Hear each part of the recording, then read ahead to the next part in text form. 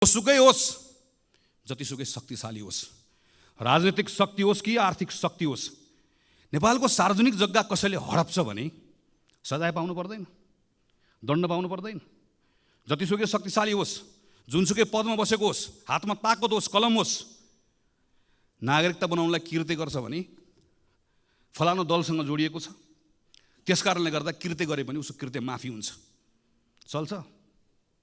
जतिसुकै शक्तिशाली होस्, जुनसुकै ताकत भएको होस्, आम नागरिकहरूले निक्षेप सङ्कलन गरेर जम्मा गरेको सहकारीमा ठगीको धन्दा चलाउँछ, ठगीको धन्दाको मतियार हुन्छ भने कानुनी कारबाहीको दायरामा आउनु पर्दैन, कानुनले कारबाही गर्नु पर्दैन। म डराएको छैन, तर कता कता कहीँ न कहीँ मनभित्र एउटा ठुलो चिन्ता केमा लागेको छ भने एउटा भरोसा गुम्दै गएको छ। राम्रोसँग बसेर कुराकानी गऱ्यो भने राजनीतिक अधिकार पाएको कुरामा, आर्थिक सामाजिक सांस्कृतिक अधिकार पाएको कुरामा नागरिकहरूले ठुलो गौरव गरेका छन्, उनीहरू गर्छन्। उनीहरू यो मानेमा हाम्रो नेतृत्वप्रति, उनीहरूको ठुलो नेतृत्वप्रति उनीहरूको ठुलो सम्मान पनि छ, राजनीतिक दलप्रति सम्मान पनि छ। हिजोको अवस्थासँग तुलना गर्दै गर्दा हिजो विद्यालय पढ्न नपाएको मान्छे 8 कक्षा पढ्न पाउँदै गर्दा स्वाभाविक रूपमा खुसी छ। तर के कुराले चिन्तित छ, के कुराले आक्रोशित छ भने 8 कक्षा एउटै कक्षामा पढ्न थालेको धेरै भयो। हामी आजबाट अधिवेशनको एउटा नयाँ यात्रामा निस्किएका छौँ। योभन्दा अघिल्लो अधिवेशन हाम्रो लागि धेरै सम्झना योग्य रहेन। सरकार आफूले पनि यो कुरालाई स्वीकार गरेको छ। त्यही भएर यो पटक अघिल्लो अधिवेशनभन्दा फरक बनाउँछु भनेर हामीसँग बाचा गरेको छ।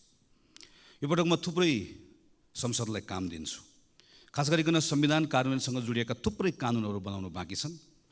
ती कानुनहरू बनाउनलाई संसदको यो अधिवेशनमा सांसदहरूलाई भ्याइ नभ्याइ हुन्छ भन्ने सरकारको बाचा छ।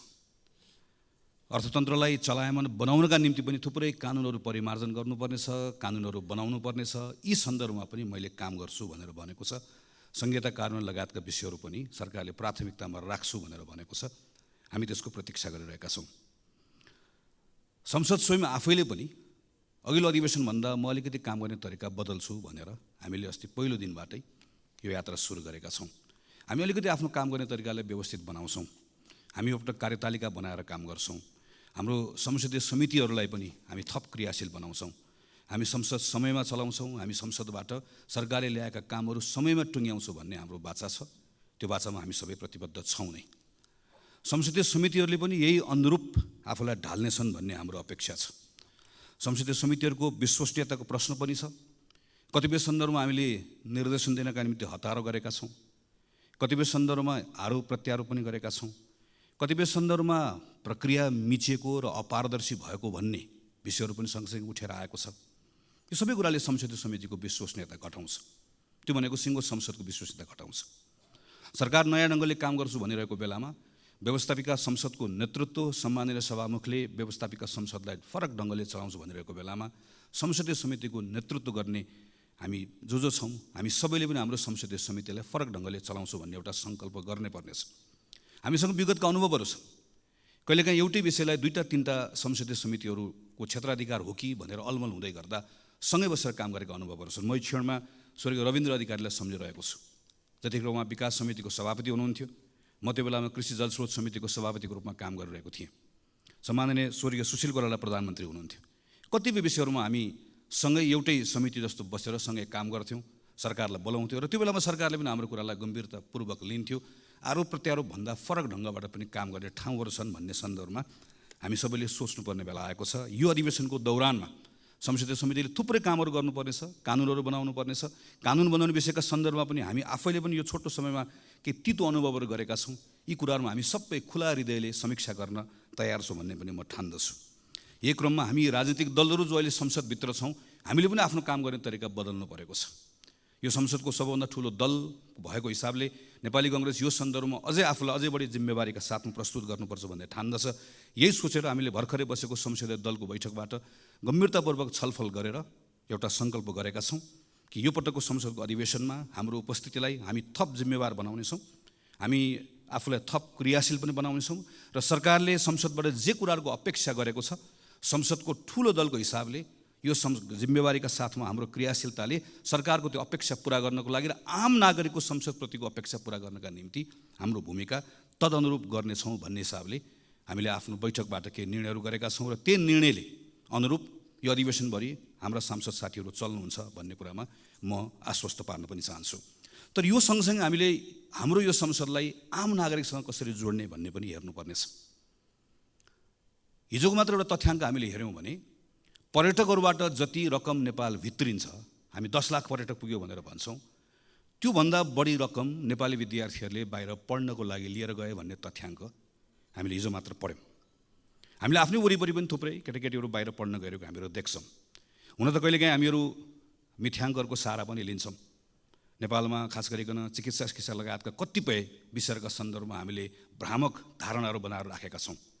नेपालको वरिपरि सिमाना क्षेत्रमा दर्जनौँ नर्सिङ कलेजहरू खुलेका छन्, त्यहाँ हजारौँ विद्यार्थीहरू पढ्न गएका छन् भनेर कहिलेकाहीँ आफू आतङ्कित हुन्छौँ, अरूलाई आतङ्कित बनाउँछौँ।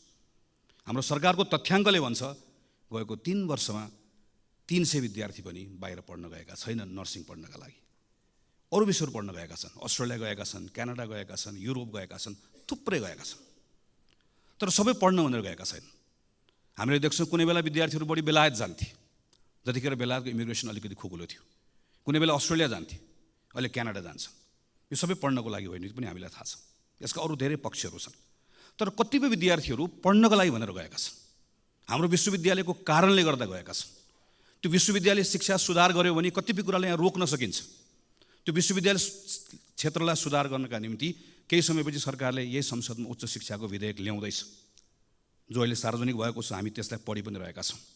त्यो उच्च शिक्षाको विधेयकमा यो संसदले हामीले काम गर्नुपर्ने छ। हाम्रो विश्वविद्यालयको स्वायत्तता, विश्वविद्यालयको सँगसँगै विविधता, विश्वविद्यालयले मौलिकता पनि कसरी कायम गर्ने, सँगसँगै विश्व बजारका निम्ति हाम्रो विश्वविद्यालय त्यो अनुकूल कसरी हुने भनेर हामीले कानुनमा सँगै काम गर्नुपर्नेछ। तर त्यो कानुन आउनको लागि समय लाग्छ, त्यो कानुन आएर पारित गर्नलाई पनि समय लाग्छ। यो बिचमा त्रिभुवन विश्वविद्यालयको ठाउँ रिक्त भएको छ।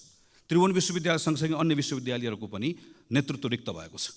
हामीले त्यो बेलामा सुधार गरौँला भनेर अहिले मौका पाएको बेलामा त्रिभुवन विश्वविद्यालयमा हिजो जे गल्ती गरेका छौँ त्यही कुरा दोहोऱ्यायौँ र मौका पाएको बेलामा सुधार गरेनौँ भने हामी यहाँभित्र उच्च शिक्षा सुधार गर्ने भनेर भनिराख्छौँ, छलफल गरिराख्छौँ, मान्य सांसदहरूले तथ्याङ्क प्रस्तुत गरिराख्नुहुन्छ, विद्यार्थी बाहिर गयो भनेर हामी रोइकराइ गरिराख्छौँ। तर संसदले आफूले पाएको जिम्मेवारी हामीले उच्च शिक्षाको विधेयक ठिक ढङ्गले बनाएनौँ र सरकारले मौका पाएको बेलामा त्रिभुवन विश्वविद्यालय, पूर्वाञ्चल विश्वविद्यालय, पोखरा विश्वविद्यालय लगायतको नेतृत्वहरू भागवण्डा नगरिकन विश्वविद्यालयको नेतृत्वको नियुक्ति हेर्दाखेरि नै कुनै पनि नागरिकले टिप्पणी गर्न नसक्ने गरिकन बनाउने मौकाबाट चुक्यो भने हाम्रा कुरा मात्रै हुन्छन्। हामीले यहाँ संसदबाट गर्ने काम र सरकारबाट गर्ने कामलाई आम नागरिकका विषयहरूसँग जोड्न सक्छौँ कि सक्दैनौँ। हाम्रो अहिले विद्यालयहरूमा केटाकेटीहरू पढ्न गइरहेको देशैभरि देख्छौँ हामीहरू। थुप्रै विद्यालयहरू खुलेका छन्, विद्यालयको भवन पनि बनेका छन्, तर एक कक्षामा 100 जना विद्यार्थी भर्ना भएको विद्यार्थीहरू 10-12 कक्षामा पुग्दै गर्दा 30-32 जना विद्यार्थीहरू मात्र बाँकी रहन्छन्। त्योभन्दा पनि डरलाग्दो कुरा अर्को, हाम्रो केटाकेटीहरू विद्यालयमा पढिरहेका छन् तर सिकिरहेका छैनन्, गणित सिकिरहेका छैनन्, विज्ञान सिकिरहेका छैनन्, अङ्ग्रेजी त अझै कम सिकिरहेका छन्।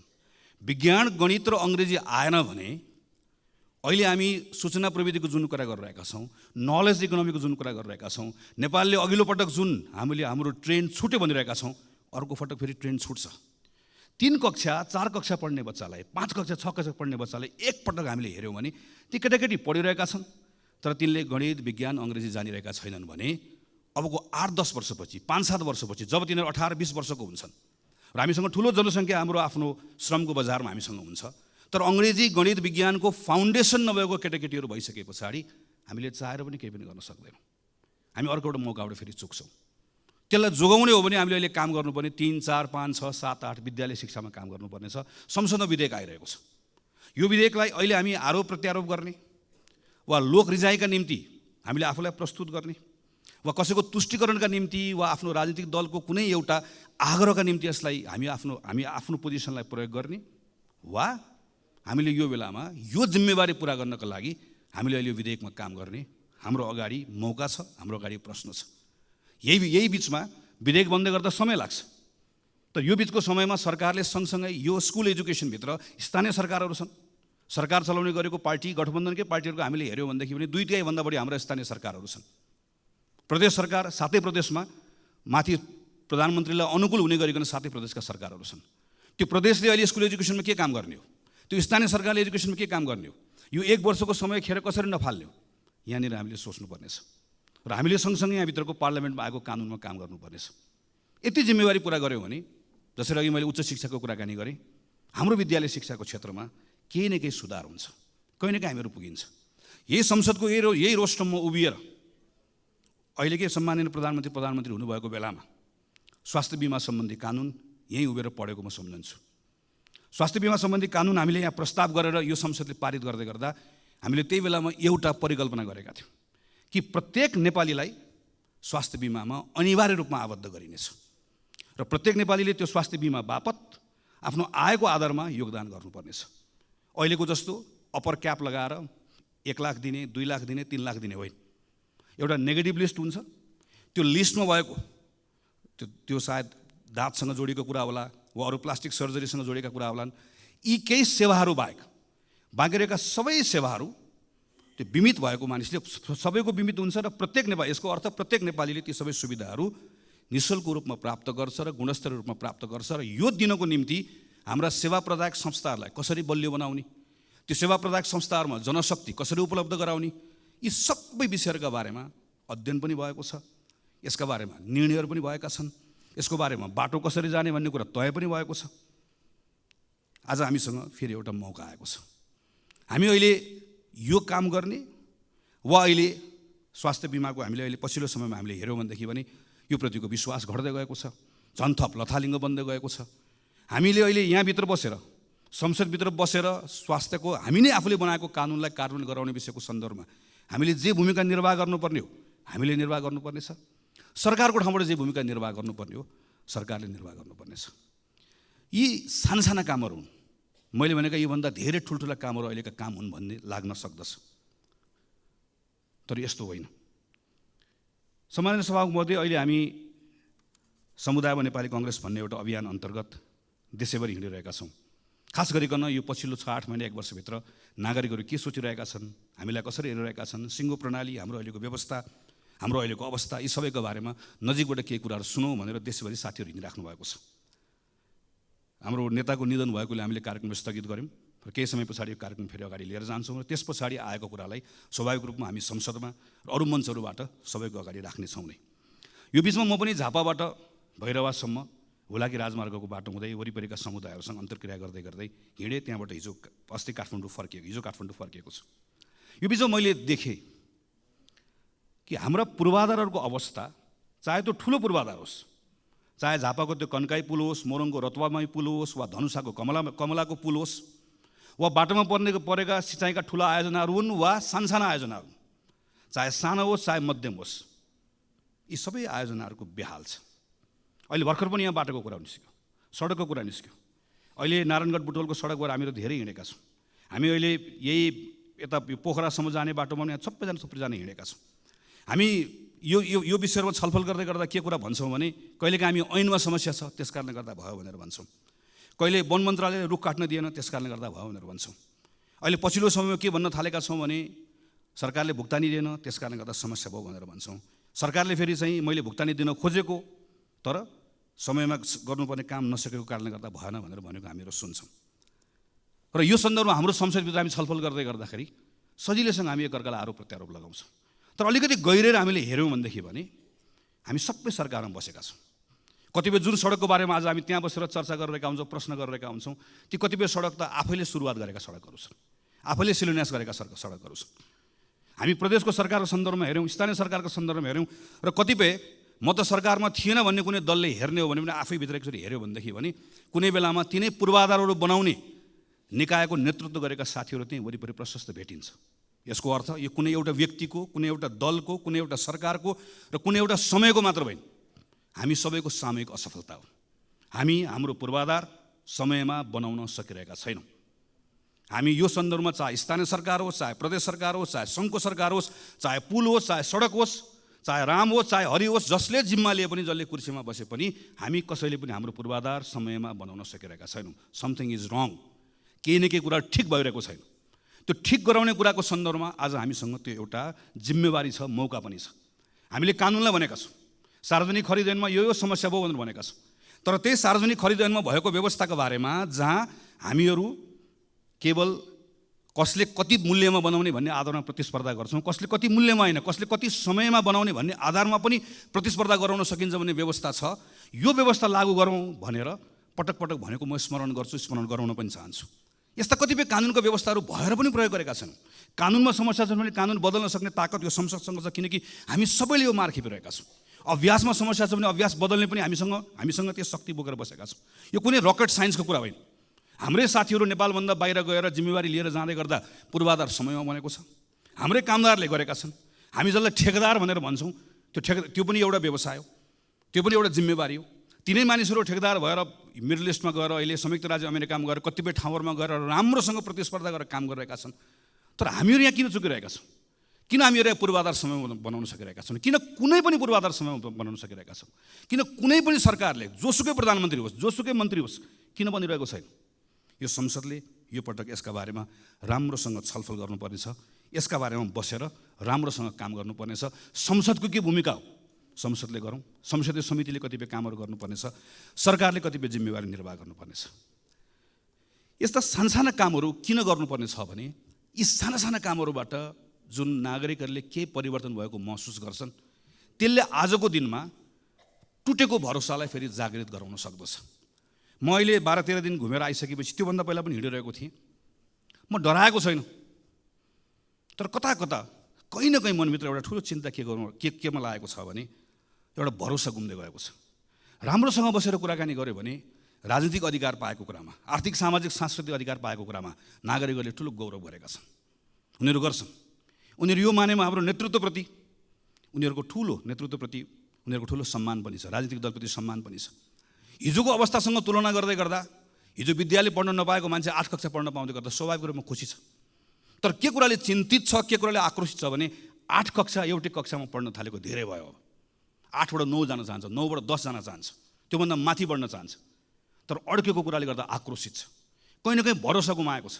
राजनीतिक दलहरूप्रति मात्र होइन, अहिले पछिल्लो समयमा मैले घुम्दै गर्दा मैले देखेको कुरा, अड्डा, अदालत, प्रहरी, प्रशासन, दल, ब्याङ्क, वित्तीय संस्था, हामीसँग जे जति कुराहरू छन् जसलाई हामी संस्थापन भन्छौँ, स्टेट भनेको केवल पार्लियामेन्ट, अदालतहरू मात्र होइन, सबै कुराहरू, सबैसँगको एउटा खालको विश्वास घुम्दै गएको अवस्था छ। यो डरलाग्दो छ। यो विश्वासलाई हामीले पुनर्स्थापित गर्नै पर्छ। यो हामी सबैको जिम्मेवारी हो। यो विश्वास पुनर्जागृत गर्न सकिएन, भरोसा फेरि स्थापित गर्न सकेन भने हामी सबैले गुमाउने अवस्था आउँछ। यसका निम्ति फेरि पनि सबभन्दा बढी काम गर्नुपर्ने, सबभन्दा बढी जिम्मेवारी लिनुपर्ने सरकार सञ्चालन गर्नेले नै हो। सरकार सञ्चालन गर्ने कुरामा फेरि पनि सरकारको नेतृत्व गर्नेले नै हो। मैले यो संसदमा पटक पटक उभिएर त्यस कारणले भनेको छु र फेरि पनि त्यो कुरा दोहोऱ्याउन चाहन्छु। प्रधानमन्त्री नै हो, प्रधानमन्त्री लिडर हो, प्रधानमन्त्री क्याप्टेन हो। प्रधानमन्त्रीले सरकार सञ्चालन गर्दै गर्दा सबैलाई सँगै लिएर गएर अपेक्षित परिणाम दिन सक्दै गर्दा त्यसले एउटा विश्वास जागृत गराउन सक्छ। हामीले अस्ति मात्रै 1 वर्षको आफ्नै कार्यकालको समीक्षा गरेर प्रधानमन्त्रीले केही कुराहरू घोषणा गरेको सुन्यौँ। कतिपय कुराहरूको आत्मस्वीकारोक्ति छ, कतिपय कुराहरू भएका कमजोरीहरूलाई स्वीकार गर्नुभएको छ, कतिपय कुराहरूको सन्दर्भमा नयाँ गर्ने कुराहरूको बारेमा केही सङ्कल्प पनि गर्नुभएको छ।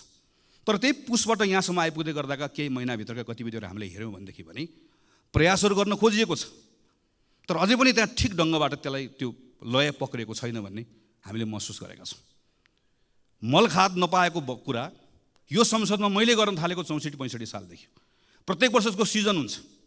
हामी ठ्याक्क अब चैत वैशाखतिर आएपछि मलको बारेमा कुरा गर्छौँ, ठ्याक्क हामी असार आएपछि विपदको बारेमा। संसदको क्यालेन्डर बनाउँदै गर्दा मलको कुरा गर्ने, एसएलसीमा फेल भएको कुरा गर्ने भने क्यालेन्डर बनाइदिए पनि हुन्छ। कुन समयमा कुन महिनामा के को कुरा आउने भन्ने कुरा यसमा हामी गएको 10, 12, 15 वर्षदेखि लगातार त्यही विषयमा त्यो महिनामा ठ्याक्क कुरा गर्छौँ, त्यसलाई बिर्सन्छौँ, फेरि अर्कोचोटि आउँछ अर्को कुराकानी गर्छौँ। अहिले यस्ता लामो समयदेखि रोकिएका विषयहरूमा केही गर्नुपर्छ भनेर प्रधानमन्त्रीले छलफल गरेको हामीले देख्यौँ। तर छलफल गरिसके पछाडि आज छलफल भयो, मैले भनेको 10 दिनभित्रमा 15 दिनभित्रमा यति काम गर्ने भनेर निर्देशन दिएको पनि हामीले पढ्यौँ। योभन्दा अगाडिको प्रधानमन्त्रीले निर्देशन नदिएकोले अहिले मैले निर्देशन दिएकोले गर्दा हुन्छ भन्ने सोचबाट बाहिर निस्कनुपर्छ। निर्देशनले हाम्रो समस्याको समाधान गर्दैन। प्रधानमन्त्रीले निर्देशन दिएको देखेपछि मन्त्रीले पनि निर्देशन दिने हो, मन्त्रीले दिएको देखेपछि संसदीय समितिले पनि निर्देशन दिने हो। सबैलाई निर्देशन दिने मात्रै हो। स्थानीय सरकारहरूको हालत यही छ, प्रदेशको सरकारको हालत यही छ।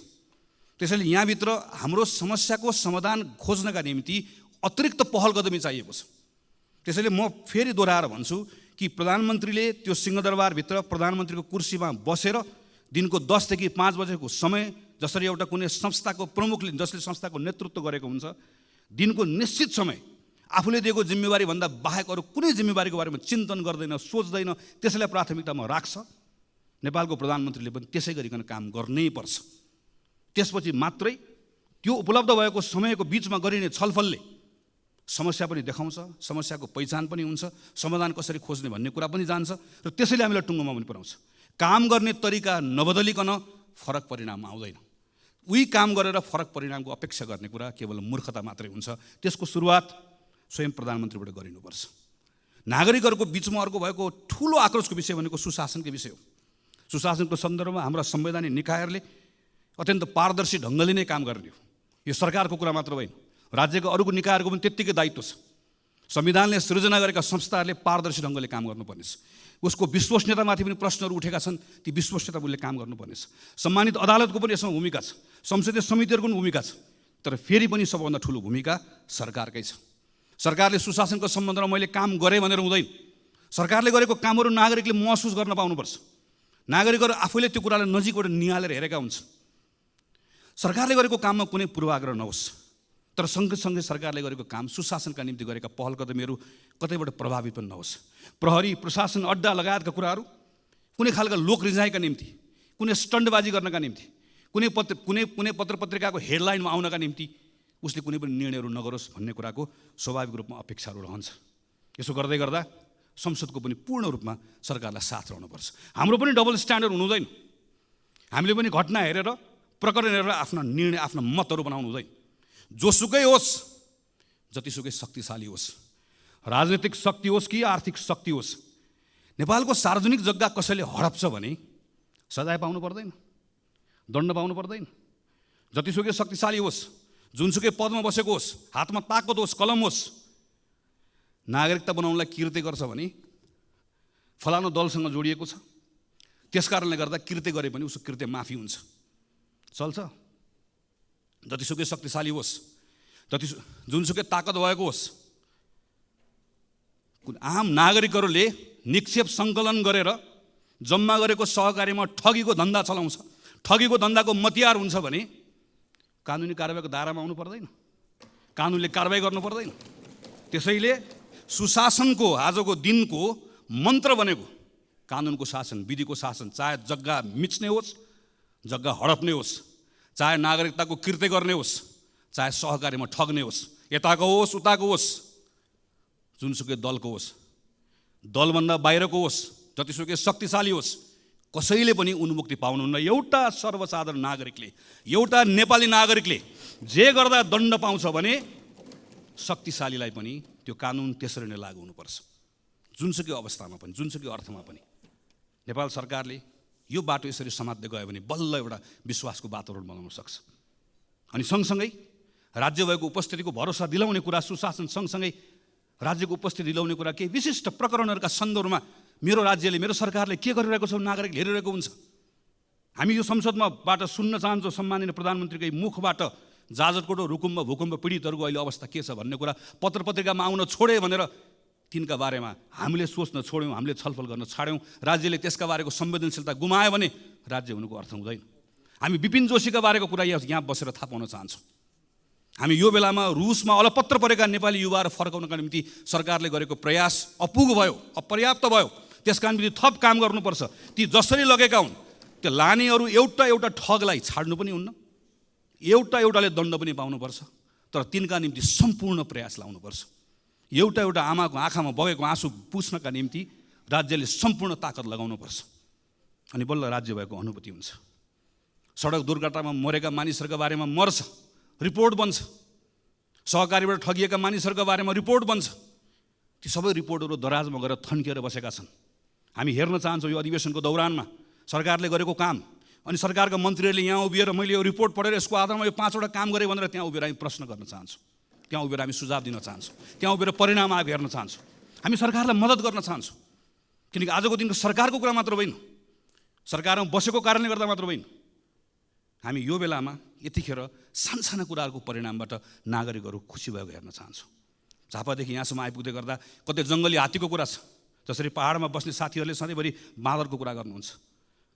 माडीको किसानहरूले रातिको समयमा निकुञ्जभित्र गाडी कुद्ने व्यवस्था गरोस्। ठुरीको मानिसहरूले सामान्य मेरो त्यहाँभित्रको मेरो भन्सारको त्यहाँको स्तरोन्नति गरिदियो। कहीँ दुधको किसानको कुरा छ, कहीँ केराको किसानको कुरा छ।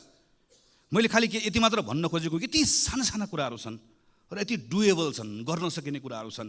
बसेर प्रधानमन्त्रीले मन्त्रीले एक ठाउँ बसेर यो कुरा गरौँ भनेर भन्दै गर्दा गर्न नसकिने कुराहरू छैनन्, असम्भव कुराहरू छैनन्, सम्भव कुराहरू छन्। स्रोत साधनले भ्याउने कुरा छ, नियम कानुनले दिएको कुरा छ, केवल इच्छा शक्ति चाहिएको छ। यी सानो कुराहरूबाट अहिले मैले शिक्षाको कुरा गरेँ, स्वास्थ्यको कुरा गरेँ। अब यही 5-6 महिना 6-7 महिनामा अहिले निराश भएको नागरिकले मेरो विद्यालयमा अलिकति सुधार देख्यो, विश्वविद्यालयको नियुक्ति सही ढङ्गले भएको देख्यो, ठगहरूलाई थुनिएको देख्यो, यता पूर्वाधारको कुरामा थोरै सुधार भएको देख्यो, साना कुराहरू मात्र देख्यो भने त्यही नागरिकले फेरि राम्रो हुँदै गयो, राम्रो हुँदै जान थालेको छ, हिजोभन्दा आज राम्रो भयो भनेर भरोसा त्यहीँबाट जाग्न थाल्छ, त्यहीँबाट एउटा स्थिति बन्न थाल्छ। यसमा हामीले ध्यान दिनुपर्नेछ। र यसपछिको सबभन्दा महत्त्वपूर्ण विषय भनेको हाम्रो अर्थतन्त्रको विषय हो। राष्ट्र ब्याङ्कले हिजो मात्रै चालु आर्थिक वर्षको 6 महिनाको अहिलेको आर्थिक अवस्थाको प्रतिवेदन सार्वजनिक गरेको छ। हाम्रो रेमिटेन्स, हाम्रो पर्यटकहरूको आगमन, हामीले अहिले प्राप्त गरेको ऋण, हाम्रो ग्रान्ट, फरेन डिरेक्ट इन्भेस्टमेन्ट, सबभन्दा ठुलो कुरा हाम्रो फरेन करेन्सीको रिजर्भ, सबैमा अत्यन्त सन्तोषजनक स्थिति देखिएको तथ्याङ्कले देखाउँछ। 6 महिनामा करिब 7 खरब 32 अरब रुपियाँ, 33 अरब रुपियाँ रेमिटेन्सबाट आएको छ। म त्यो खाडीमा, मलेसियामा, भारतमा, अरू देशहरूमा गएर काम गरेर दुःख गरेर नेपाल पठाएर आजको यो अप्ठ्यारोमा नेपाल चलाइराख्नुभएका, नेपाल चलाउनका निम्ति खास नेपाल चलाउने ती तमाम गएका साथीहरूलाई हामीले कहिले पलायन भयो भनिदिएका छौँ, कहिले भाष्यो भनिदिएका छौँ। म यो संसदको रोस्टरमा उभिएर तीप्रति सम्मान प्रकट गर्न चाहन्छु। तिनले पठाएको, तिनको मेहनतको कारणले गर्दा आज हाम्रो त्यो इकोनोमी चलेको छ। तर सरकार यो आँकडा हेरेर मात्रै मख परेर बस्यो भने चाहिँ हामीहरू डुब्छौँ। किनकि यही बेलामा आँकडाको अर्को पक्ष पनि छ। ब्याङ्कसँग अहिले कहिले नभएको पैसा छ, त्यति पैसा थुप्रिएको छ, तर कर्जा लगानी नै हुँदैन। जम्मा 4% वृद्धि छ। तपाईँ हामी सबै घुमिरहेका छौँ। सानो व्यवसाय गर्ने पनि टाट पल्टेको छ, ठुलो व्यवसाय गर्ने पनि सबैको हालत बेहाल छ। कोही मान्छे पनि ठिक भयो भनिरहेको छ। जुनसुकै सेक्टरमा जाउँ, रियल इस्टेटको सेक्टरमा जाउँ, म्यानुफ्याक्चरिङको सेक्टरमा जाउँ, एग्रो बिजनेस गर्ने सेक्टरमा जाउँ, स्मल इन्टरप्राइजेस गर्ने सेक्टरमा जाउँ, कहीँ कसैले पनि ठिक भयो भनेर भनिरहेको छैन। किनकि आन्तरिक अर्थतन्त्रमा ठुलो शिथिलता आएको छ। र यही बेलामा हामीले हेऱ्यौँ भने अहिले पनि सुन्ने समय मैले सुनिरहेको थिएँ, यति निरस हाम्रो अहिलेको अवस्था। हामीले यदि खास गरिकन पुँजीगत खर्च हामीले हेऱ्यौँ भने आज 6 महिना 24 दिन भयो यो आर्थिक वर्षको, पुँजीगत खर्च कति भएको छ भन्दा 19.21%, जबकि आजको मितिमा 50% कम्तीमा खर्च भइसक्नुपर्ने हाम्रो अवस्था हो। केन्द्रीय सरकारको जस्तो छ, स्थानीय सरकार र प्रदेश सरकारको पनि त्यस्तै छ। गएको 5-6 वर्षमा हामीले हेऱ्यौँ भने 60% कसैको पनि नआएको छैन। यो पुँजीगत खर्च हेर्दै गर्दा तथ्याङ्क कुरा मात्र होइन, पुँजीगत खर्च कम भएको कारणले गर्दा आजको दिनमा हाम्रो यी सबै बाह्य सूचकहरू ठिक हुँदै गर्दा पनि हाम्रो आन्तरिक अर्थतन्त्र यति शिथिल हुनुको मुख्य कारण भनेकै हामीले गर्ने पुँजीगत खर्च गर्न नसकेको कारणले गर्दा। यसको यति धेरै ठुलो यसले एउटा साइकल बनाएको, यति इन्टरट्विन छ यो विषय, एउटा अर्कोसँग जोडिएको छ। यो कारणले गर्दाखेरि यस्तो खालको एउटा भयानक स्थिति सृजना भएको छ। तर यो पुँजीगत खर्च बढाउनुको निम्ति हामी जान्न चाहन्छौँ र हामी यदि हाम्रो भूमिका के हुन्छ भने हामी मद्दत गर्न चाहन्छौँ। तपाईँ हिजो गरेको भन्दा के फरक गर्दै हुनुहुन्छ? हाम्रो प्रधानमन्त्री कार्यालय, हाम्रो अर्थ मन्त्रालय, हाम्रो अरू मन्त्रालयहरू, समग्रमा सरकार हिजो गरेको भन्दा के फरक गर्दैछ, के नयाँ ढङ्गले गर्दैछ, जसको आधारमा हामी विश्वास गर्न सक्छौँ कि अब पुँजीगत खर्च हिजोको भन्दा फरक हुन्छ। हामी त नयाँ बजेटको बारेमा छलफल गर्न थाल्यौँ, गर्ने पनि पर्नेछ, हामीले भनेको टाइममा गरौँ भनेर। तर नयाँ बजेटको छलफलको कुराको अर्थ के? पुरानो बजेटको बारेमा हामी सक्यो। अस्तिसम्म हामी पुरानो बजेटमा छलफल गर्दैथ्यौँ। बजेट कार्यान्वयनको अहिले चरणमा यति निरस लाग्दो अवस्था भएको बेलामा हामीले यो बेलामा पुँजीगत खर्च बढाउने विषयको सन्दर्भमा हामी यो गर्छौँ, यसरी गर्छौँ भन्ने कुरा भनेनौँ, गरेनौँ भने यसले हाम्रो अवस्था बदलाव ल्याउँदैन। हामी चाहन्छौँ सरकारले यसका बारेमा प्रयासहरू गरोस्, गरि पनि रहेको छ। कतिपय गरेको कुराहरूको बारेमा हामी जानकारी पनि चाहन्छौँ, हामी सूचित पनि हुन चाहन्छौँ, हामी त्यहाँ सुझाव दिन चाहन्छौँ, हामी सँगसँगै यी विषयहरूमा काम गर्न चाहन्छौँ। यति गर्न सकियो भने त्यसले थोरै सरकारलाई स्पेस दिन्छ। त्यो स्पेस पाएपछि अब के कानुनहरूमा काम गर्नुपर्नेछ। कम्तीमा पनि 5वटा कानुन खारेज गर्नुपर्नेछ। 28वटा कानुन, विदेशी लगानी, सार्वजनिक निजी साझेदारी लगायत हामीले टिपेर हेर्दै गर्दाखेरि करिब 28वटा नयाँ कानुनहरू यहाँभित्र बनाउनु पर्ने र परिमार्जन गर्नुपर्नेछ। अर्थात् करिब 40को हाराहारीमा यो संसदले अबको 5-6 महिनाभित्र कानुनमा काम गर्नुपर्नेछ। हामी ती कानुनमा काम गर्न तयार छौँ। पहिला सानो क्विक विन्सहरू हामीलाई चाहियो, त्यसले थोरै विश्वासको वातावरण बनाउँछ। त्यति विश्वासको वातावरण बनाइसकेपछि हामीले कानुनमा सुधार गर्नुपर्नेछ, त्यसले अझै वातावरण दिन्छ। त्यति वातावरण दिएपछि अनि हामीले अर्थतन्त्रको संरचनागत सुधार गर्नै पर्नेछ, किनकि हामी निर्वाचनमा जाने, निर्वाचन जित्ने, बहुमतको सरकार बन्ने, संविधान बनिसक्यो, कुनै अहिले युद्ध द्वन्द्व केही छैन, हामी सामान्य अवस्थामा छौँ। यो अवस्थामा पनि हामीले अर्थतन्त्रको संरचनागत सुधार गरेनौँ। हेर्नुहोस् त हाम्रो व्यापार घाटा, हामी अहिले हेऱ्यौँ भने हामी बङ्गलादेश जस्तो हुने भन्छौँ म्यानुफ्याक्चरिङ सेक्टरमा।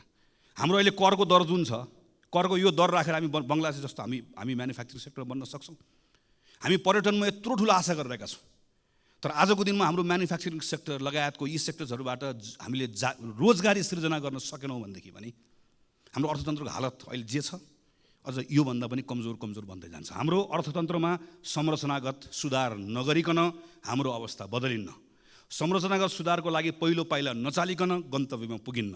पहिलो पाइला चाल्नको लागि आत्मविश्वास चाहिएको छ। आत्मविश्वासको लागि अहिले केही सुधार गर्नुपर्नेछ। सानो सुधार गऱ्यौँ थोरै ठाउँ दिन्छ, थोरै ठाउँमा बसेर कानुनी सुधार गरौँ अझै ठुलो ठाउँ दिन्छ, अनि त्यो ठुलो ठाउँले आत्मविश्वास दिन्छ। त्यसपछि हामीले संरचनागत सुधार हामीले गर्नै पर्छ। हाम्रो अहिलेको जस्तो एग्रिकल्चर राखेर, अहिलेको जस्तो म्यानुफ्याक्चरिङ राखेर, अनि अहिलेको जस्तो हाम्रो यति यो खालको सर्भिस सेक्टर राखेर, अनि सर्भिस सेक्टरको हाम्रो कन्ट्रिब्युसन चाहिँ 60% बढी सर्भिस सेक्टरको भनेर हामीले भन्ने, तर हाम्रो सर्भिस सेक्टर जुन खालको छ, यो खालको सर्भिस सेक्टर राखेर हामी कहीँ पनि पुग्दैनौँ। हामीले एउटा ठुलो जम्प गर्नुपर्ने छ। त्यो जम्प गर्नुको लागि हामीलाई एउटा ठुलो आधार चाहिएको छ। यसका निम्ति सम्माननीय सभामुख महोदय, योभन्दा राम्रो मौका कहिले आउँछ? संविधान बन्यो, संहिता आयो, सङ्घ छ, प्रदेश छ, सबैतिर अहिले एक खालको अनुकूलता छ, सबैतिर एउटा खालको वातावरण छ।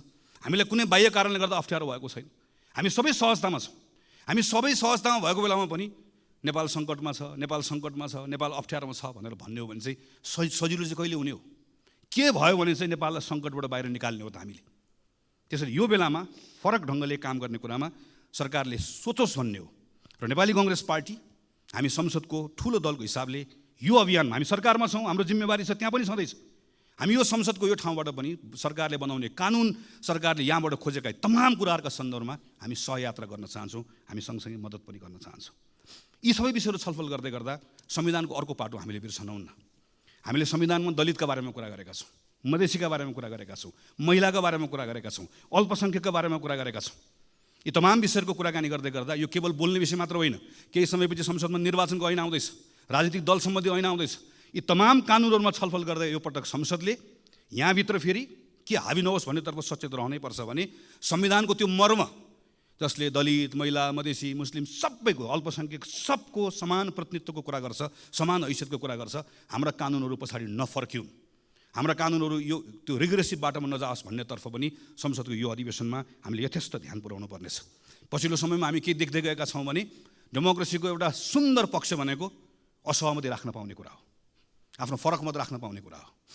तर केन्द्र कतिपय ठाउँमा सङ्घको सरकार पनि हामी कतिपय ठाउँमा अनुदार हुँदै गर्दा त्यसको सिको प्रदेशको सरकारले, त्यसको सिको स्थानीय सरकारहरूले गर्न थालेर एउटा नागरिकका समूहले आफ्नो मागहरू राख्दै गर्दा, हाम्रो असहमतिहरू राख्दै गर्दाखेरि हाम्रो सिभिक स्पेसहरू हामीले खुम्चाउँदै जाँदै गर्दा, साँगुरो बनाउँदै जाँदै गर्दा यसले अनुदार चेहरा देखाउने, चरित्र देखाउने मात्र होइन, त्यसले त्यो डेमोक्रेसीको सबैभन्दा सुन्दर पक्षलाई सङ्कुचित गर्दै गर्दा यो प्रतिको विश्वास पनि उड्दै जान्छ।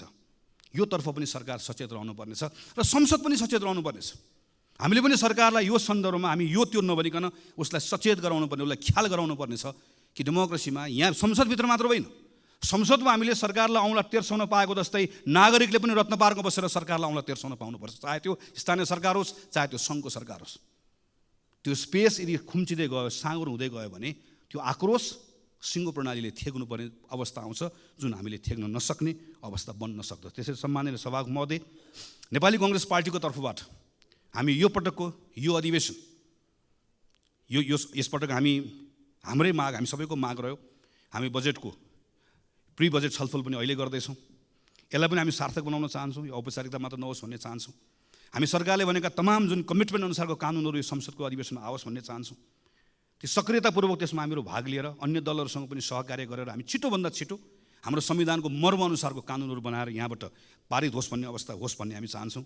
यो अधिवेशनमा सम्माननीय सभामुख महोदयले प्रारम्भमा भन्नुभएको जस्तै यसलाई हामी जिम्मेवार बनाउँछौँ, व्यवस्थित बनाउँछौँ, तर सँगसँगै सांसदहरूले राख्नुभएको कुराहरू चाहे शून्य समयमा होस्, चाहे विशेष समयमा होस्, यहाँबाट उठेका ती प्रश्नहरू केवल प्रश्नका रूपमा मात्र नहोस्, सरकारले निरन्तर रूपमा त्यसको जवाफ दिने अवस्था बनोस्। हामी यो सन्दर्भमा काम होस् भन्ने चाहन्छौँ। हामी यो बिचको समयमा यहाँभित्र दलहरूका बिचमा कैयन कुराहरू छन्, चाहे त्यो टिआरसीको कुरा होस्, चाहे हाम्रो अन्तर्राष्ट्रिय सम्बन्धको कुरा होस्, कतिपय कुराहरूमा हामीले एउटा साझा धारणा बनाउनु पर्नेछ, समान धारणा बनाउनु पर्नेछ। संसदभित्र हुने छलफलले, यहाँभित्र हुने वाद विवादले, यहाँभित्र हुने बहसले एकतालाई बल पुर्याओस्। चाहे त्यो शान्ति प्रक्रिया टुङ्ग्याउने सन्दर्भमा होस्, चाहे त्यो हाम्रो अन्तर्राष्ट्रिय सम्बन्ध, यो दल त्यो दल नबनिकन नेपालको अन्तर्राष्ट्रिय सम्बन्धलाई सबैले अन गर्ने हाम्रो आफ्नो अन्तर्राष्ट्रिय सम्बन्ध बनाउने कुराको सन्दर्भमा, चाहे अहिले अप्ठ्यारोमा परेका इकोनोमीका कतिपय कुरालाई सुधार गर्ने विषयका सन्दर्भमा हाम्रो भित्र हुने यहाँभित्रको छलफलले, प्रश्नले, वाद विवादले, यहाँभित्रको बहसले त्यसलाई बल पुर्याओस्, अझै सँगै काम गर्ने कुरामा त्यसलाई ताकत दियोस्। हामी यो चाहन्छौँ र यसका सन्दर्भमा नेपाली कांग्रेस पार्टीको तर्फबाट सम्पूर्ण रूपमा हाम्रो कमिटमेन्ट छ। हामीले यो पटक अस्ति भर्खर बसेको संसद दलको बैठकको निर्णयमा भनेका छौँ, संविधानको रक्षा, यो व्यवस्थाको सुदृढीकरण र आम नागरिकहरूले व्यवस्थासँग गरेको जुन अपेक्षा छ त्यसलाई पुरा गर्ने भन्दा आजको दिनमा हाम्रो लागि अर्को कुनै विषय छैन, हाम्रो लागि अर्को कुनै प्राथमिकता छैन। त्यो नै हाम्रो लागि सर्वोपरि छ। त्यही मान्यताका साथमा यो पटकको संसदको अधिवेशनभरि यो हाम्रो पार्टीको तर्फबाट यहाँ उपस्थित रहनुभएको सबै सांसद साथीहरूले व्यक्तिगत रूपमा पनि र कतिपय ठाउँमा संसदीय समितिभित्र सबै ठाउँमा कानुन निर्माण गर्ने कुरामा, संसदको बहसमा, छलफलमा यी सबै कुराहरू सकारात्मक ढङ्गबाट जिम्मेवारीका साथमा क्रियाशील भएर कानुनहरू निर्माण गर्ने कुरा निष्कर्षमा पुगोस्। सरकारमाथि निरन्तर प्रश्न पनि होस्, कतिपय ठाउँमा प्रतिरोध पनि होस्, बहस पनि होस्, छलफल पनि होस्, सुझाव पनि होस्, सहकार्य पनि होस्। यी विषयका सन्दर्भमा हाम्रो पार्टीका हाम्रा सांसद साथीहरूले काम गर्ने भन्ने सन्दर्भमा जुन स्वाभाविक पनि छ, तर अझै बढी जोड दिएर हामीले अस्ति भर्खर भएको बैठकबाट निर्णय गरेका छौँ। त्यसैले आज पहिलो हाम्रो पार्टी दलको तर्फबाट आफ्नो विषयहरू राखेर आफ्नो विषयहरू टुङ्ग्याउने क्रममा म सिङ्गो सम्मानित सभामुख महोदय मार्फत सिङ्गो संसदलाई यो कुरामा आश्वस्त पार्न चाहन्छु कि जसरी यो अहिलेको यो अधिवेशन यसलाई सार्थक बनाउने भनेर सरकारले, सम्माननीय सभामुख महोदयले, सबै राजनीतिक दलका शीर्ष नेताहरूले, हामी सबैले एउटा सोच बनाएका छौँ, सङ्कल्प बनाएका छौँ। यो सङ्कल्पलाई पुरा गर्ने साथमा हामी नेपाली कांग्रेस पार्टीको तर्फबाट 100% हाम्रो यसमा संलग्नता रहन्छ, 100% हाम्रो सक्रियता रहन्छ र हामी अन्य दलहरूसँग, संसदभित्र रहनुभएका तमाम अरू सबै दलहरूसँग कानुन निर्माण गर्ने कुरा, सुशासनका कुरा, भ्रष्टाचार अन्त्य गर्ने कुरा र हाम्रो अर्थतन्त्रलाई चलायमान बनाउने कुरा र संविधानलाई कार्यान्वयन गर्ने कुरा, खास गरिकन संहिताको कार्यान्वयन गर्ने कुरा, सुशासनको कुरा लगायतका तमाम विषयहरूका सन्दर्भमा हामी सहकार्य पनि गर्न चाहन्छौँ। ती सहकार्यको त्यो सहकार्य गर्ने विषयको सन्दर्भमा पनि हामीहरू खुला छौँ र हामी किन पनि यो ठान्दछौँ भने आजको यो घडी, अहिले यो बेलाको समय यत्रो सफलता प्राप्त गरिसकेपछि यही संविधान सभामा, पहिलो संविधान सभा त्यसका दृश्यहरू याद छ, दोस्रो संविधान सभा त्यसको दृश्यहरू याद छ, त्यति अप्ठ्यारो समयहरू हामीले पार गरेर आयौँ। आज त धेरै सहजता छ, धेरै अनुकूलता छ, तर यो सहजता र अनुकूलताको बिचमा पनि एक प्रकारले सम्मानित सभामुख महोदय राजनीतिक दलहरूको अग्नि परीक्षाको जस्तो समय छ। तर यो दलको मात्र अग्नि परीक्षा होइन, सिङ्गो लोकतान्त्रिक प्रणालीको अग्नि परीक्षा जस्तो छ। लोकतान्त्रिक प्रणालीको मात्र होइन, हाम्रो समय नै एक प्रकारले अग्नि परीक्षामा गएको जस्तो भएको छ। किन? हामी अहिले चुक्यौँ भने त्यसबाट जे क्षति हुन्छ त्यो क्षतिको पूर्ति सानो समयले गर्न सकिन्न, सानो स्रोतले गर्न सकिन्न। हामीसँग चुक्ने सुविधा छैन। हामीले यो पटक हामी सबैले आफ्नो ठाउँबाट आफ्नो भूमिका निर्वाह गऱ्यौँ भने हामी त्यो चुकाइमा पर्दैनौँ। त्यसका निम्ति संसदको अधिवेशन सार्थक होस्, हामी हाम्रो ठाउँबाट आफ्नो जिम्मेवारी निर्वाह गर्छौँ। हामी सबै आफ्नो जिम्मेवारी निर्वाह गर्ने कुरामा त्यही बाटोमा अगाडि बढौँ भन्ने हाम्रो शुभेच्छा राख्दै, शुभकामना राख्दै मेरो आफ्नो कुरा टुङ्ग्याउँछु। धन्यवाद, नमस्कार, जय नेपाल।